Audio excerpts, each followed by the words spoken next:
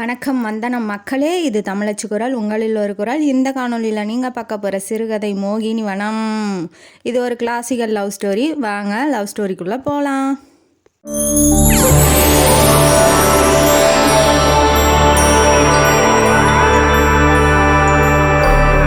இந்த கதையோட ஆரம்பத்தில் மேவார் அப்படிங்கிற ஒரு நாட்டை ஆட்சி செஞ்சிகிட்டு இருக்கிறான் ஒரு மன்னன். அவன் ஒரு லேடிஸ் வீக் உள்ள ஒரு மன்னன். அவனுக்கு அவனோட அம்மா தான் எல்லாத்தையும் ராஜ்யத்தெல்லாம் பார்த்துக்கிறாங்க. அரசெல்லாம் எப்படி நடத்தணும்னு சொல்லி பார்த்துக்கிட்டு இருக்காங்க. அவன் அவ்வளவா அந்த அரசியல் பக்கம்லாம் போகாமல் பெண்கள் பெண்கள் பெண்கள்னு வாழ்கிறவன். அவன் பேர் பீம்சிங். அவங்க அம்மா பேர் ராம்பியாரி. அவங்க அம்மா பேர்லாம் ஒன்றும் நமக்கு ஞாபகம் வச்சுக்கணுன்னு அவசியம் இல்லை. ராஜாவோட அம்மா அப்படிங்கிற மாதிரி போய்க்கலாம்.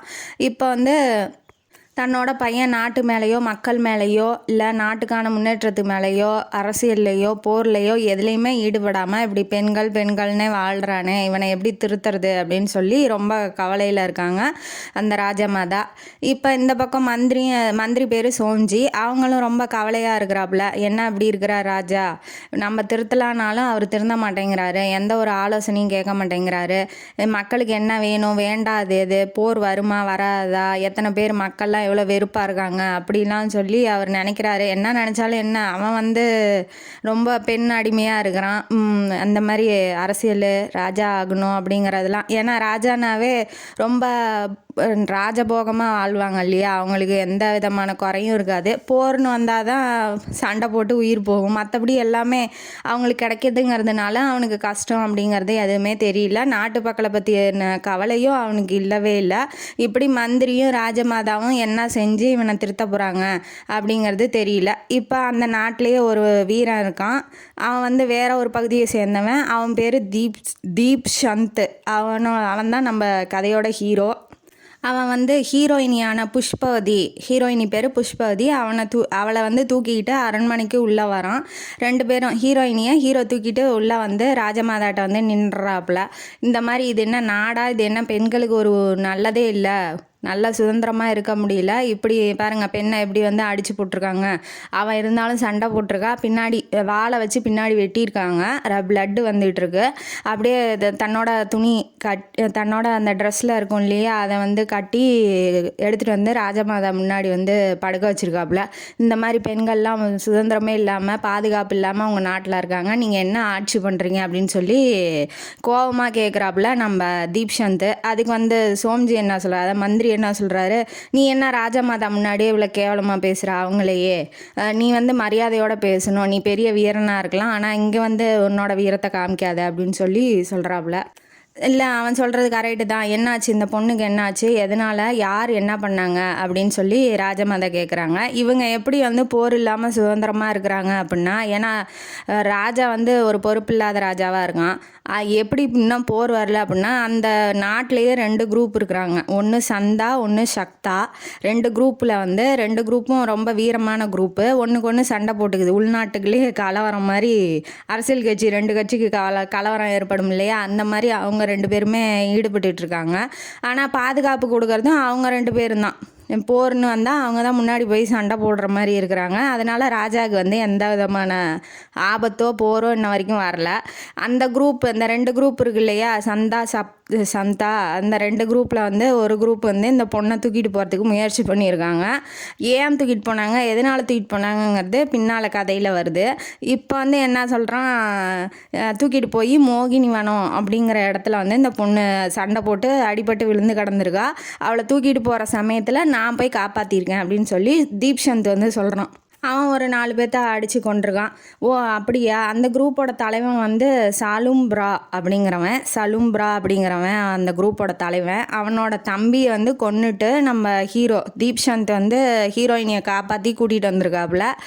இது சொல்லும் போது ஐயோ, அவனுங்க ரெண்டு பேரும் தான் நமக்கு பாதுகாப்பு தரானுங்க, அந்த ரெண்டு பேர்த்தோட ஒரு குரூப்பில் இருக்கிற தலைவனோட தம்பி நீ கொன்னுட்டு தூக்கிட்டு வந்திருக்கா, இதனால் என்ன பிரச்சனை வரப்போகிறதோ தெரியலையே, அவங்க ராணி மேலே கூட சண்டைக்கு, இந்த ராஜமாதா அவன் மேலே கூட சண்டைக்கு வரலாம், நீ ஏன் இப்படி பண்ணுற அப்படின்னு சொல்லி சோம்ஜி, அதாவது மந்திரி கேட்குறாப்புல.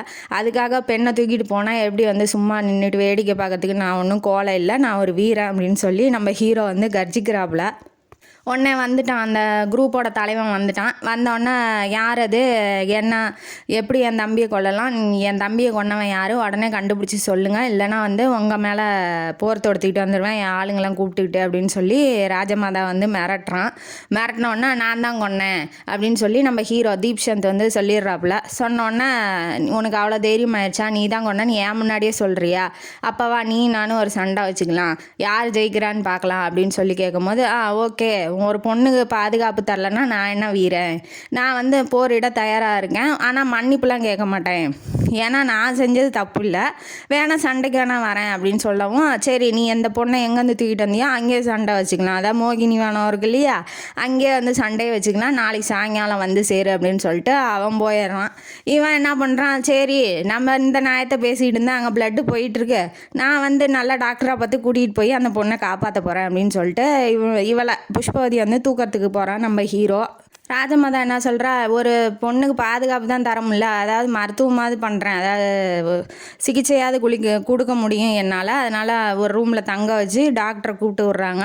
சரின்னு சொல்லிட்டு அவளுக்கு இருக்கிற மருந்து மாத்திரையெல்லாம் கொடுத்து வைத்தியம் பார்க்குறான். இவன் என்ன சொல்கிறான் தீப்சந்த், சரி நான் கிளம்புறேன், அந்த பொண்ணுக்கு நினைவு வந்துருச்சு, நான் கிளம்புறேன், நீங்கள் பார்த்துக்கோங்க அப்படின்னு சொல்லிட்டு இவன் கிளம்ப போகும்போது அந்த பொண்ணு என்ன சொல்கிறா, புஷ்பவதி இருக்கா இல்லையா ஹீரோயினி, அவன் என்ன சொல்கிறா, நீங்கள் இங்கே இருங்க, நீங்கள் எங்கேயும் போக வேணாம், எனக்கு பாதுகாப்பாக நீங்கள் எங்கேயே இருக்கணும் அப்படின்னு சொல்லி, அதாவது அவளை காப்பாற்றி கொண்டு வந்திருக்கான் இல்லையா, அதனால் அவன் மேலே அவள் வந்து அட்மையர் ஆகிட்டா. உடனே சரி நீங்கள் எங்கேயும் போக வேண்டாம், நீங்கள் எங்கேயே இருங்க, எனக்கு பாதுகாப்பாக அப்படின்னு சொன்னோடனே ராணி என்ன பண்ணுறது, ஒன்றும் பண்ண முடியல. சரி ஓகே ஒத்துக்கிறாங்க, நம்ம ராஜமாதாவும் ஒத்துக்கிறாங்க, நீ இங்கே இருப்பா அப்படின்னு சொல்லிட்டு ரூமில் அந்த ஹீரோயினி 2 பேர் மட்டும் தனியாக விட்டுட்டு இவங்க கிளம்பிடுறாங்க.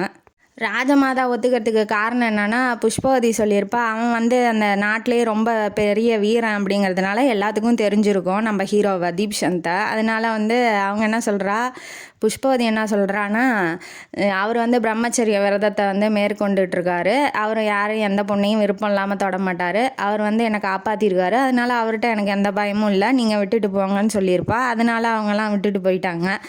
வேறு இவ்வளோ பில்டப் பண்ணுறாளே அப்படின்னு சொல்லிட்டு ஹீரோ வேறு ஒரு பக்கம் நினச்சிக்கிறாப்புல. சரி ஓகே இதையே மெயின்டைன் பண்ணுவோம் அப்படின்னு சொல்லிட்டு. ஆனால் அவள் ரொம்ப அழகாக இருக்காளா, அவளை வேற பார்க்க இவனுக்கும் ரொம்ப பிடிச்சி போயிருமோன்னு பயப்படுறான். அதனால போய் ஒரு வாரமாக நின்றுட்டு ஜபமாலை இருக்கு இல்லையா, அதை எடுத்து ஜபம் பண்ணிகிட்டு இருக்கான். இவன் வந்து கொஞ்சம் நேரம் கழித்து பேசி பார்க்கலாம், இப்போ நம்ம வந்து காப்பாற்றி கூட்டிகிட்டு எந்த ஒரு பொண்ணுக்குமே இருக்கும் இல்லையா, இப்போ காப்பாற்றிட்டான், ஹீரோ மாதிரி இருக்கான், அழகாக இருக்கான், வீரனாக இருக்கான், அப்போ எல்லாத்துக்குமே வர்றது தானே. அவள் வந்து அட்மையர் ஆகி சரி ஏதாவது இன்ட்ராக்ட் பண்ணி பார்க்கலாம், ஆள் எப்படி இருக்கிறாரு அப்படின்னு சொல்லிட்டு நினைக்கிறா. அவன் என்ன பண்ணுறான், இவன் வேறு பிரம்மச்சரிய விரதம் அது இதுன்னு மெயின்டைன் பண்ணி சொல்லி பில்டப் பண்ணி வச்சுருக்காளே, நம்ம போய் வலிஞ்சா நல்லா இருக்காது அப்படின்னு சொல்லிட்டு இவருக்கும் பிடிச்சிருக்கு, நான் வெளியில் காமிச்சிக்கல அப்படின்னு போய் ஓரமாக நின்றுட்டு ஜபம் பண்ணிகிட்டு இருக்கும்போது இவ கேட்குறா என்ன பண்ணுறீங்க அப்படின்னு சொல்லி இன்ட்ராக்ட் பண்ணுறா. அவன் வந்துக்கிட்டு பார்த்தா எப்படி தெரியுது, ஜபம் தான் பண்ணிகிட்ருக்கேன் அப்படின்னு சொல்லி சொல்கிறான். இது என்ன நேரம்னு தெரியுமா அப்படின்னாட்டி, நட்ராத்திரிலையே இந்த நேரத்தில் போய் யார் ஜபம் பண்ணுவா அப்படின்னு சொல்லி கேட்குறா. ஜபம் பண்ணுறதுக்கு டைம்லாம் இருக்கான்னு அப்படின்னு சொல்லி அவன் கேட்குறான்.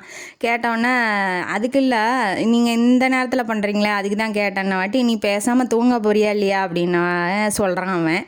ஏன்னா பேசினா நம்ம மனசு மாறிடுவோமோன்னு அவன் பயப்படுறான். உடனே இருந்துட்டு அவன் என்னங்கிறா, எனக்கு காய்ச்சல் அதிகமாக இருக்குது வந்து தொட்டு பாருங்களேன் அப்படின்னு சொல்லி அவள் கூப்பிட்றா. இவன் என்னடா இப்படி பண்ணுறா, என்னடா அது நமக்கு வந்து சோதனை அப்படின்னு சொல்லி தலைவர் ரொம்ப பயப்படுறாரு கிட்ட போகவே. சரி என்ன பண்ணுறது, அப்புறம் காய்ச்சல் அதிகமாக இருக்குங்கிறா இல்லையா, அதனால் வந்து தலையில் கையை வச்சு பார்க்குறாரு. தலையில் கையை வைக்காதீங்க, கையில் வைங்க, காலில் வைங்கன்னு இவ வேற சும்மா இல்லாமல் ஏதாவது சொல்கிறாளா. அவன் வந்துக்கிட்டு எங்கே வச்சா என்ன காய்ச்சல் தெரிய போகுது, இதில் என்ன இருக்குது அப்படின்னு சொல்லி அவனும் சொல்கிறான். அதுக்கு மேலே அவனால் அங்கே நிற்க முடியல, பேசாமல் படுத்தூங்கு அப்படின்னு. நம்ம இதுக்கு மேலே நின்னா நம்ம ஏதாவது தப்பு பண்ணிட்டா என்ன பண்ணுறது, அப்புறம் நல்ல பேர் வாங்கி வச்சுருக்கோம் அவளே சொல்கிறா இல்லையா. சரின்ட்டு அவன் ரொம்ப பயந்துக்கிறான். பயந்துக்கிட்டு போய் உக்காந்து அப்படியே சேர் மேலேயே உட்காந்து தூங்கிடுறான். அவளுக்கும் புரியுது, சரி ஓகே இதுக்கு மேலே தொந்தரவு பண்ணக்கூடாதுன்னு அவளும் படுத்து தூங்கலான்னு பார்க்குறா. படுத்து தூங்க முடியல. அப்புறம் போய் அவன் உக்காந்துட்டு இருக்கான் இல்லையா, அங்கேயே போய் கீழே அவன் காலு கீழேயே படுத்து தூங்கிடுறா. மறுநாள் ஆகுது, விடிஞ்சிருச்சு. இவன் கண்ணை முழிச்சு பார்க்கும்போது இவ காலுக்கிட்ட அவள் கிடக்கிறத பார்த்துட்டு இவ எப்படி இங்கே வந்து படுத்தான்னு சொல்லி தூக்கிட்டு போய் பெட்டில் படுக்க வைக்கிறத வேலைக்காரி பார்த்துட்றா.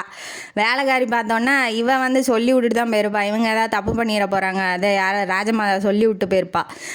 எதுக்கும் செக் பண்ணிக்கோ அப்படின்னு சொல்லிட்டு போயிருப்பா. இவளுக்கு என்னன்னா, ராஜமாதாக்கு என்னன்னா, இவனை எப்படியாவது நம்ம பிள்ளைக்கு வந்து பாதுகாப்பாக சேஃப்டியான கார்டாக நிறுத்திடணும். இப்போ இவன் ரொம்ப வீரனாக இருக்கான், அவன் ஒரு பயந்தாங்குழி, அவன் ஒரு பொறுப்பு இல்லாதவன், அவன் உயிருக்கு எதுவும் ஆபத்து வந்துடக்கூடாது, எப்படியாவது ஹீரோவே அவனுக்கு பாதுகாவலன்னா நியமிச்சிடணும், செக்யூரிட்டியாக ஆக்கிடணும் அப்படின்னு சொல்லி இவன் நினைக்கிறா.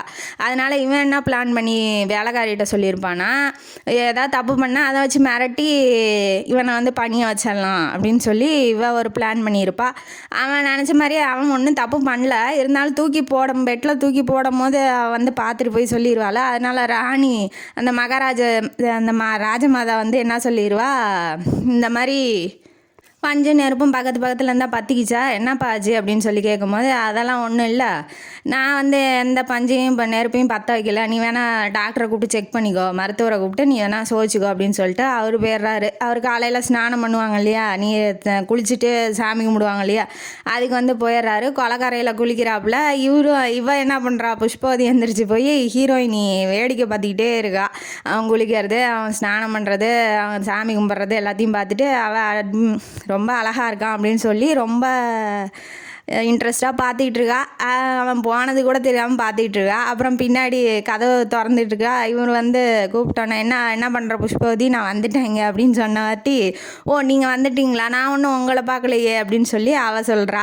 சொன்னோன்னா, சரி வேறு யாரை பார்த்துக்கிட்டு இருந்த, நீங்கள் என்ன இப்படி தான் போய் பெண்கள் குளிக்கிறத குளத்துல போய் குளிப்பீங்களா அப்படின்னு சொல்லி அவள் கேட்குறா.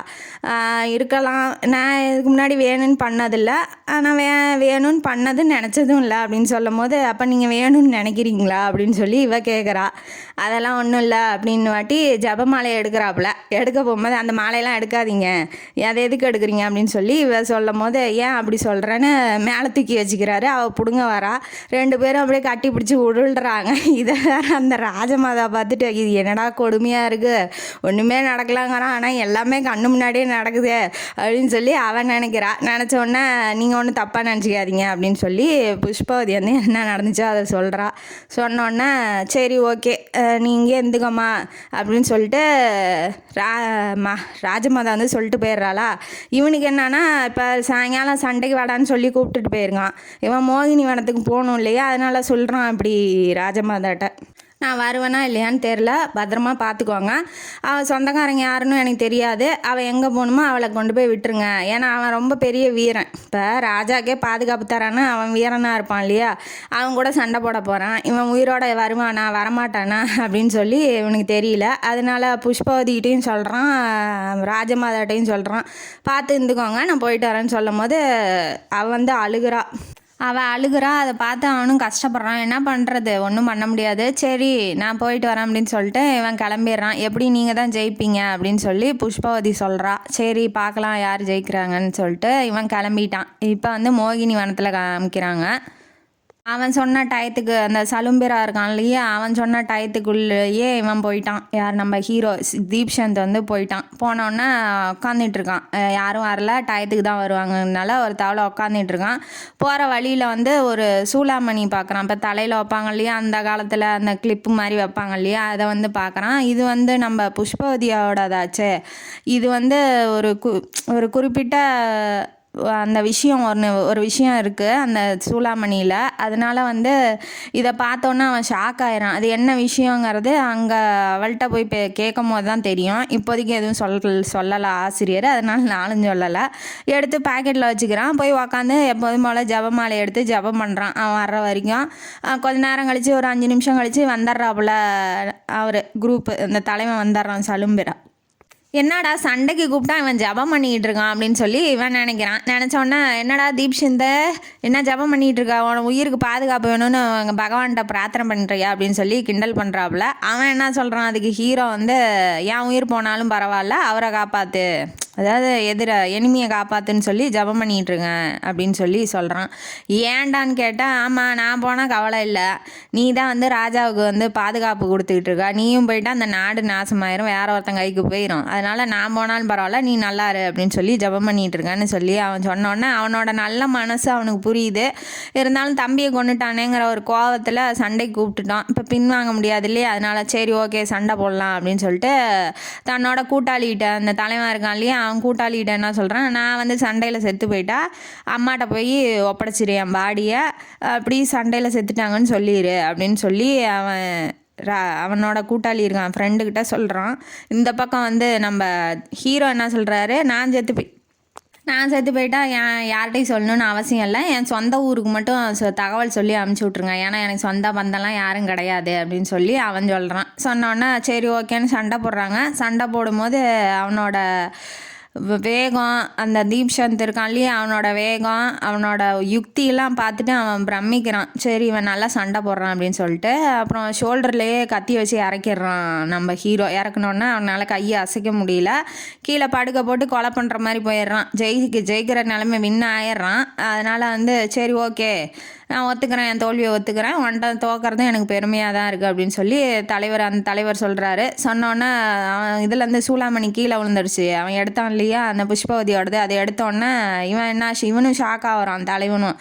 இது யாரோடது, இது எப்படி இங்கே வந்துச்சு, உனக்கு எப்படி கிடச்சிச்சு அப்படின்னு சொல்லி கேட்கும்போது, இது வந்து நான் காப்பாற்றின பொண்ணோடது அப்படின்னு சொல்லி சொல்கிறான். சரி அப்போ அவள் யார் என்னன்னு சொல்லி தெரிஞ்சுக்கிட்டு நீ வந்து என்னை பாரு அப்படின்னு சொல்லி அவர் சொல்லி அனுப்பிச்சிடுறாரு. இப்போ இவன் நேரம் அரண்மனைக்கு வரான்.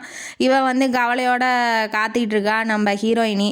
என்னடா என்ன காணோம், என்னாச்சு, ஏதாச்சோ உயிரோட இருக்கானோ போயிட்டானோ அப்படின்னு சொல்லி இவன் நினச்சிக்கிட்டே இருக்கும்போது அவனை பார்த்தோன்னே மேலே மாடியிலேருந்து பார்க்குறா.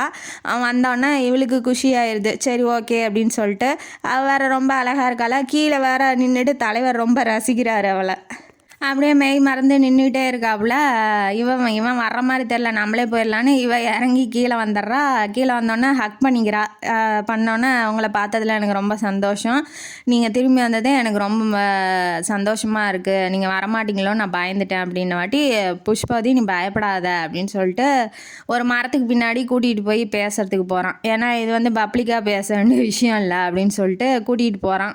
அந்த சூளாமணியை எடுத்தோடனே இது வந்து உன்னோட தானே அப்படின்னு கேட்கும்போது ஆமாம் அப்படின்னு சொல்கிறா. சொன்னோன்னே இது சரி இது எப்படி உனக்கு கிடச்சிச்சு, இது வந்து ஒரு சாபக்கேடான சூளாமணி, அது என்ன அப்படின்னா இப்போ அந்த கிளிப்பை யார் வச்சுருக்காங்களோ அவங்க வந்து நாடே 2,000 அந்த சாபம் விட்டுருப்பாங்க. அது வந்து அவங்க அம்மாவோடதுங்கிறதுனால அவங்க அப்பா யார்கிட்டையும் விற்கலை, சரி நீயே வச்சுக்கோன்னு சொல்லி பொண்ணுக்கிட்ட கொடுத்துருப்பாப்புல. ஆனால் அந்த சூளாமணியோட ஃப்ளாஷ்பேக்கு இதுதான், அது யார் வச்சுருக்காங்களோ அந்த நாடு 2 நாசமாக ஆயிரும் அப்படிங்கிறது தான். இப்போ இவன் வச்சுருக்கிறதுனால இவன் பயப்படுறான். ஏற்கனவே இந்த நாடு குடிச்சவரா போய் கிடக்கு, இன்னும் இங்கே வேற வச்சுட்டு போயிட்டு அவ்வளோதான், நீ ஏன் எடுத்துகிட்டு போ அப்படின்னு சொல்லி அதை வந்து அவள்கிட்டையே கொடுத்து வைக்கிறதுக்கு போகிறான். அதை வச்சோன்னா ரொம்ப அழகாக இருக்கால, உடனே வந்து தலைவர் வந்து கிஸ் பண்ணிடுறாப்புல. கிஸ் பண்ணிவிட்டு 2 பேரும் கொஞ்சம் மெய் மறந்து இருக்கிறாங்க. அப்புறமேட்டு இவனே வேலைக்கு வந்துடுறான். ஐயோ நம்ம தப்பு பண்ணிட்டோமோ, இப்போ ஒரு கல்யாணமும் அவளை லவ்னு சொல்லலை, அதுக்குள்ளே போய் நம்ம எப்படி இதெல்லாம் பண்ணலாம் அப்படின்னு சொல்லி அவர் பயப்படுறாப்புல. நல்லவர் இல்லையா அவள். அதுக்கு மேலே ஏன் அப்படி பயப்படுறீங்க, என்னாச்சு, நான் ரெடி தான் நீங்கள் ரெடி இல்லையா அப்படின்னு சொல்லி அவள் கேட்குறா. ஐயோ இதெல்லாம் தப்புமா, என்ன தப்பு, நீங்கள் வந்து சத்திரியர் தானே, நம்ம வேணால் காந்தர்வமானோம், அதாவது இந்த நிலம் பூமி இதெல்லாம் வச்சு சாட்சியை வச்சு நம்ம சும்மாவே கல்யாணம் பண்ணிட்டு வாழ்ந்துக்கலாம் அப்படின்னு சொல்லி அவள் சொல்கிறா.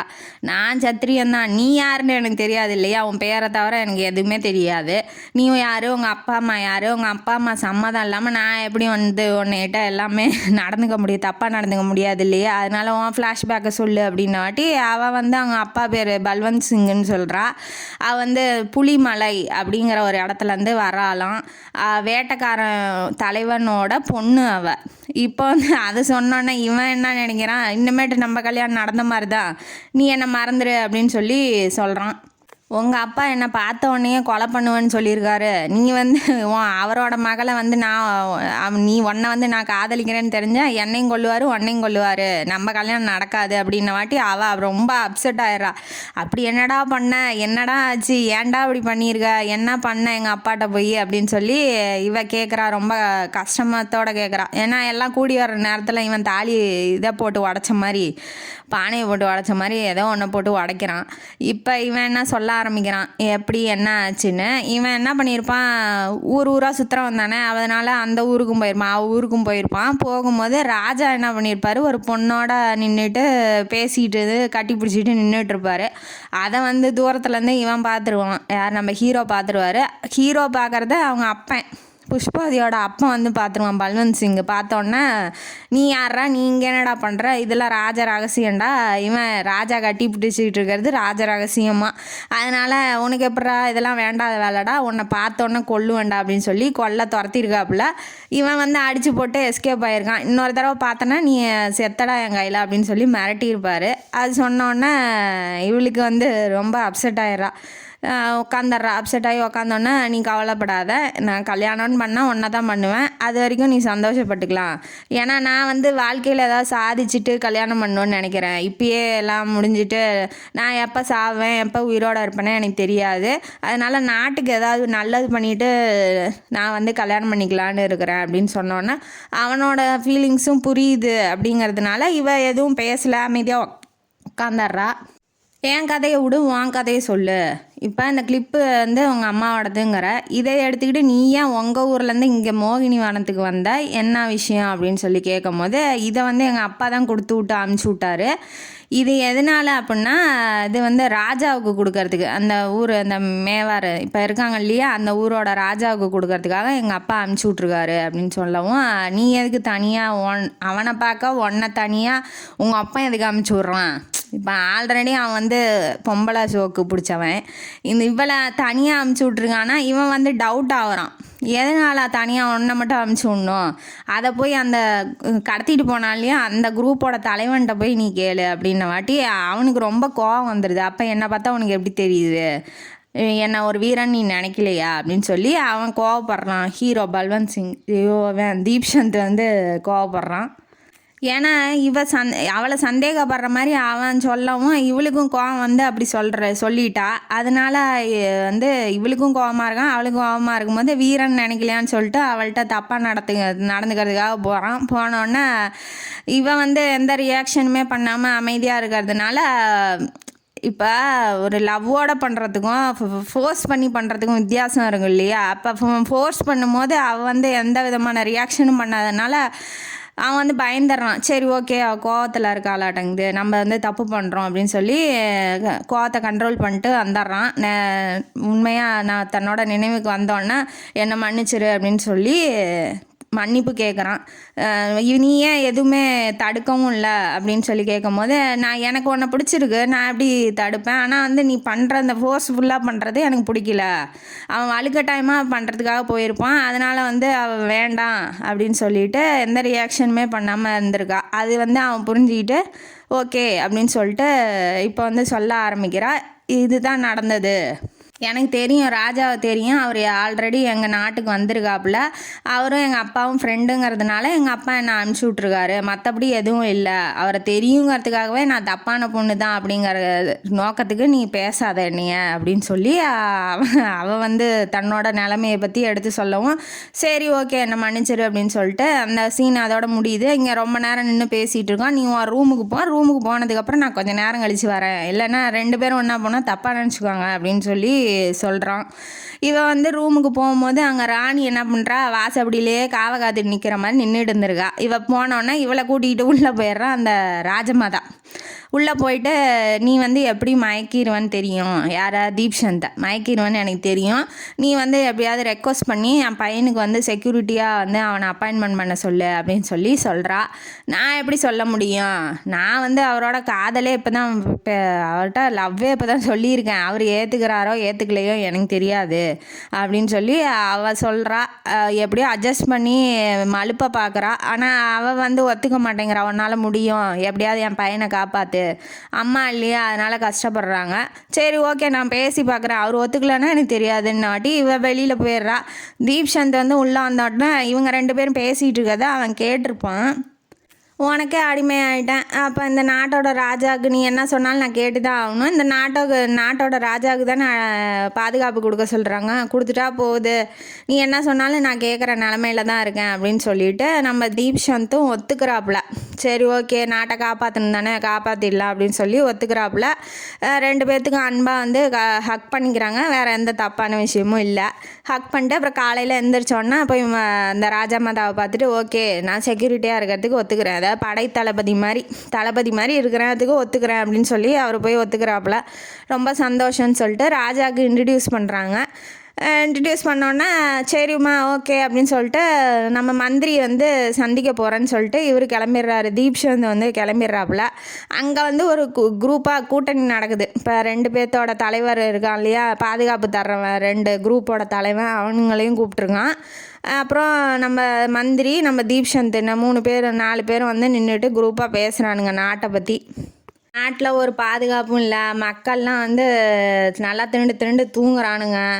என்ன ஒரு பாதுகாப்பு உணர்வு, தேசப்பற்று, நாட்டுப்பற்று கிடையாது. எவன் எக்கேடு கேட்டால் என்னன்னு திரியிறானுங்க. இதெல்லாம் என்ன நாடா என்னடா அது அப்படின்னு சொல்லி தீப்சந்த் கேட்கும் போது நீ அதை பற்றி கவலைப்படாத, போர்னு வந்தால் நாங்கள் பார்த்துக்குறோம். இப்போ 2 குரூப்போட சக்தா சம்தாவா 2 குரூப்போட தலைவனும் வந்து பேசிக்கிட்டு இருக்காங்க. உடனே வந்து தீப்சந்த் சொல்கிறான் எனக்கு ஒரு சந்தேகம். இப்போ போர்னு 3 சந்தேகம் கேட்குறான். போர்னு வந்தாட்டா நீங்கள் 2 பேரும் ஒத்துமையாக இருப்பீங்களா அப்படின்னு சொல்லி கேட்குறான். ஓகே நாட்டுக்கு எதிராக வரும்போது நாங்கள் எல்லாம் ஒன்றா தான் சண்டை போடுவோம் அப்படின்னு சொல்கிறாங்க. சரி இப்போ படைத்தளபதியாக யாரை நியமிப்பீங்க அப்படின்னு சொல்லி கேட்குறான். இவனும் வீரன். இப்போ யாரை சொல்லலாம் அப்படின்னு சொல்லி கேட்கும் போது வயசில் பெரியவன் வந்து இந்த சலும்பிரா தான், இந்த சண்டை போட்டான் இல்லையா மோகினிவனத்தில், அவன் தான் வந்து வயசில் பெரியவங்கிறதுனால அவனே இருக்கட்டும்னு சொல்லி அந்த எதிர் குரூப்பு தலைவனும் சொல்லிடுறான். தீப்சந்தும் ஒத்துக்கிறான், அதுக்கு மந்திரியும் ஒத்துக்கிறாப்புல. 3ஆவதாக என்னன்னா நீங்கள் 2 பேரும் சண்டை போட்டுக்காமல் நாட்டில் இருந்தால் தான் போய் எதிரிகிட்ட போய் சண்டை போட முடியும். நீங்கள் வந்து குரூப்பில் ஒரு தெருவே நின்றுக்கிட்டு நீ வேற நான் வேறன்னு சண்டை போட்டால் எப்படி வந்து உங்கள் குரூப்பில் இருக்கிறவங்களாம் ஏற்று சண்டை போடுவான், ஒத்துமையாக சண்டை போடுவானுங்களா அப்படின்னு சொல்லி கேட்குறான். அதெல்லாம் ஒத்துமையாக சண்டை போட்டுக்கலாம், நான் பேசிக்கிறேன் அப்படின்னு சொல்லிட்டு 2 குரூப்போட தலைவனும் கிளம்பி போயிடுறானுங்க. இவனும் தீப்சந்த் என்ன பண்ணுறான், நான் ஒரு படம் வச்சுருக்கேன், 10,000 பேரோட படம் வச்சுருக்கேன், பீரங்கி படம்னு, அதை நான் போய் கூட்டிகிட்டு வரேன், அது வரைக்கும் நீங்கள் பார்த்துக்கோங்க அப்படின்னு சொல்லிட்டு மந்திரிகிட்ட சொல்லிட்டு இவனும் கிளம்பிடுறான். மந்திரிக்கு என்னன்னா மராத்திய வீரர்கள் போர் தொடுத்துக்கிட்டு வராங்க. அதனால் இந்த குரூப் இந்த மாதிரி கான்வர்சேஷன்லாம் பண்ணிவிட்டு வந்தாலும் பிரச்சனை இல்லை, இவங்கெல்லாம் பார்த்துக்குவாங்கன்னு சொல்லிட்டு ஒரு நிம்மதியாக இருக்காப்புல. இப்போ வந்து தீப்சந்த் வந்து நம்ம புஷ்பவதி இருக்கா இல்லையா ஹீரோயினி, அவளை பார்க்கறதுக்காக வரும்போது புஷ்பவதி கிட்ட ராஜா நின்று பேசிகிட்டு இருக்கான். ஒரு ரூமில் நின்றுட்டு பேசிகிட்டு இருக்கான். என்ன பேசிகிட்டு இருக்கான்னா அவன் போகும்போது காதில் விழுகுது, நீ ராஜாவாக இருக்க கொஞ்சம் மரியாதையாக நடந்துக்கோ அப்படின்னு சொல்லி அவள் சொல்கிற மாதிரி விழுகவும் இவன் நின்று கேட்குறான். வெளியில் நின்றுட்டுருக்கான். இவங்க 2 பேர் ரூமில் பேசிகிட்டு இருக்காங்க. என்ன சொல்கிறான், நீ ரொம்ப அழகாக இருக்கா, வரியா நைட்டுக்கு வா அப்படின்னு சொல்லி இவன் எப்போதும் போல் அவளை கூப்பிட்றான். கூப்பிட்டான்னா எங்கள் அப்பா என்ன சொல்லியிருக்காரு, இந்த சூளாமணியை அவன்கிட்ட கொடுத்துட்டு பூஜை ரூமில் பூஜை பண்ண சொல்கிறாங்க, உன்னோட ராணியும் அங்கே ஒரு குழந்த இருக்கு இல்லையா, அந்த ரகசிய ராணியும் குழந்தையும் வந்து பார்க்கறதுக்காக உங்களை கூப்பிட்டு விட்டுருக்காங்க, ரொம்ப நாள் ஆச்சான் அப்படின்னு சொல்லி தகவல் சொல்கிறதுக்கு தான் நான் வந்தேன் அப்படின்னு சொல்லி இவன் சொல்கிறான். நீ வந்து என்கிட்டயே தப்பாக நடந்துக்க பார்க்குற, இதெல்லாம் ஒரு ராஜாவுக்கு அழகு இல்லை அப்படின்னு சொல்லிகிட்டு இருக்கும் போதே பின்னாடி இவன் வலுக்கட்டாயமாக முன்னாடி நகரும் போது பின்னாடி நம்ம தீப்சந்த் வந்து கழுத்தில் கையை வச்சு நெசுக்கிறாரு. எப்படி எவ்வளோ தைரியம் தான் எங்கால் மேலேயே நீ இப்போ தொட போவ, உனக்கு எவ்வளோட தைரியம் இருக்கும், உனக்கு போய் பாதுகாப்பு கொடுக்கலான்னு நம்பர் என்ன செருப்பால் அடிக்கணும்டா, நாட்டுக்கு நீலாம் ஒரு ராஜாவாடா அப்படின்னு சொல்லி அவன் திட்டினோன்னே இந்த செக்யூரிட்டி வேலையே எனக்கு வேணாம், நீ போய் கிளம்பு அப்படின்னு சொல்லிட்டு ராஜமாதாட்ட நேராக போய் ஒரு பெண்ணுக்கே அவங்க இந்த அரண்மனையில் பாதுகாப்பு இல்லை, நீ என்ன போய் நாட்டு மக்களுக்கு பாதுகாப்பு தரப்போகிற அப்படின்னு சொல்லிட்டு நான் வந்து இதுக்கு வரல, செக்யூரிட்டி வேலைக்கு வரல அப்படின்னு சொல்லிட்டு புஷ்பவதியை கூட்டிகிட்டு கிளம்பிட்டான். இந்த பக்கம் போர் வருது. போரில் வந்து போர் வந்துருச்சு, நியூஸ் வந்துருச்சு, புறா மூலயமா நியூஸ் வந்துருச்சு. அந்தோடனே தீப் சந்தை பார்க்கணுன்னு சொல்லி ராஜமாதாட்ட மந்திரி சோம்ஜி வந்து சொல்லவும், அவன் இப்போ தான் கிளம்பி போகிறான், எனக்கு பயமாக இருக்குது, என் பையனை ஏதாவது பண்ணிடுவாங்களோ, நீ எப்படியாவது உதவி செஞ்சு அவனை கூட்டிகிட்டு வந்துடுற அப்படின்னு சொல்லி கேட்கும் போது, நான் என்னத்தை போய் கூட்டிகிட்டு வரது, உங்கள் பையன்தான் எல்லாத்துக்குமே காரணம், உங்கள் பையன் உருப்படியாக இருந்தால் ஏன் இதெல்லாம் நடக்குது அப்படின்னு சொல்லிட்டு அவன் தலையில் அடிச்சுக்கிட்டு போயிடறான், என்னமோ நடக்கிறது நடக்கட்டும் அப்படின்னு சொல்லிட்டு இப்போ ராஜமாதாவும் கவலையாக இருக்கிறாங்க. மந்திரி வந்து ஆளுங்களை அமுச்சு விட்ருக்காப்புல. அந்த மோகினி வனத்துக்கிட்ட போன உடனே இப்போ இந்த ஆளுங்களும் வந்து கூப்பிடுறாங்க. பத்தாவதுக்கு அவங்க அப்பா இருக்கான் இல்லையா பல்வந்த் சிங்கு, அவனும் பொண்ணை தேடிக்கிட்டு வந்துடுறான். வந்தோடனே இவனோட பார்க்கவும் அவன் டென்ஷன் ஆயிடுறான். நீ யாரா, நீ எதுக்குடா என் பொண்ணோட வர அப்படிங்கும் போது அவன் என்ன சொல்கிறா, அதெல்லாம் ஒன்றும் பேசாதீங்கப்பா, அவர் தான் என்னை காப்பாற்றினாரு, இல்லைன்னா உங்கள் பொண்ணை நீங்கள் பார்த்துருக்கவே முடியாது அப்படின்ன வாட்டி அவன் என்னானே அவனுக்கு ஒன்றும் புரியல. நீங்கள் வாங்க மந்திரி கூப்பிட்டாங்கன்னு அந்த வீரர்கள்லாம் கூப்பிடவும், நான் எங்கேயும் வர முடியாதுன்னு சொல்லிடுங்க, நான் கிளம்புறேன் அப்படின்னு சொல்லிட்டு அவங்க ஊருக்கு போயிட்டான் அந்த படையை கூப்பிட்றதுக்காக. இந்த பக்கம் என்னன்னா, நான் வந்து பார்க்கறதுக்கு வரேன் ராஜாவை அப்படின்னு சொல்லிட்டு இவன் வந்து தன்னோட பொண்ணு புஷ்பவதியை கூட்டிகிட்டு அந்த பல்வந்த் சிங்கா இருக்கான் இல்லையா அவங்க அப்பா, புஷ்பவதியோட அப்பா புஷ்பவதி 2 பேரும் வந்து இப்போ திரும்பவும் அந்த அரண்மனைக்கு வராங்க அவளை கூட்டிக்கிட்டு. அந்த பக்கம் வந்து ஹீரோ தீப்சந்த் இருக்கார் இல்லையா, பீரங்கி படையை கூட்டிகிட்டு போய் ஒரு நகரத்தையே மராத்திய படையிட்ட வந்து ஜெயிச்சிருவாப்புல, வின் பண்ணியிருப்பாப்புல. அது வந்து மராத்தியோட ராஜா சிந்தியா அவங்களுக்கு வந்து போயிருக்கோம். ஆம்பளை தான், பேர் வந்து இப்போ லேடி நேமாக இருக்குது சிந்தியாங்கிறது. அவங்க அவங்க வந்து இவனை பற்றி தெரிஞ்சுக்குவாங்க. அதாவது நியூஸ் சொல்லியிருப்பான் மந்திரி வந்து, இப்படி ஒரு பையன் சின்ன பையன் நல்லா வீரனாக இருக்கான், அவன் வந்து வின் பண்ணிட்டான் நம்மளோட நகரத்தை ஒன்று அப்படின்னு சொல்லவும், எப்படி விட்டீங்க அப்படின்னு சொல்லி அவரு டென்ஷன் ஆகுறாப்புல. இந்த பக்கம் வந்து தீப் சந்தை பார்க்க போகிறேன்னு அரண்மனையிலேருந்து நம்ம புஷ்பவதி வந்து தப்பிச்சிருப்பா.